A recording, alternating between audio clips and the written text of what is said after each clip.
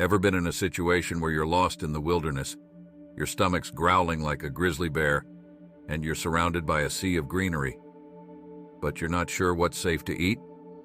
Well, folks, today we're going to dive into the world of wilderness survival, specifically focusing on how to identify and avoid poisonous plants. Imagine you're a detective, and every leaf, every berry, every stem is a clue. You're Sherlock Holmes, and Mother Nature is your Moriarty. You need to outsmart her, and the only way to do that is by knowing your stuff.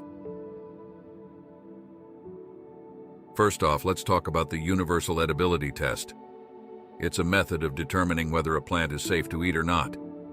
But remember, it's a last resort. It's like pulling the emergency brake on a runaway train. You only do it when you absolutely have to. Now let's talk about some of the usual suspects. Picture a plant with leaves of 3, let it be. That's your poison ivy, poison oak, and poison sumac. They're like the bad boys of the plant world, always hanging out in 3s causing trouble. Then there's the deadly nightshade, a plant that sounds like it's straight out of a horror movie. It's got dark purple, almost black, berries that might look tempting, but they're as deadly as a rattlesnake's bite. And let's not forget the water hemlock. It's like the wolf in sheep's clothing of the plant world. It looks innocent enough, but it's one of the most poisonous plants in North America.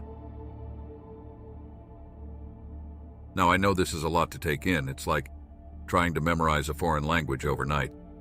But the more you know, the better your chances of survival.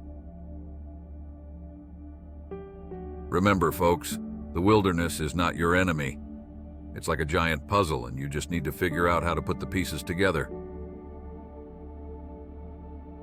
Before I wrap up, I just want to remind you to hit that like button if you found this information useful. And don't forget to subscribe to Adventure and Survival for more wilderness survival tips and tricks.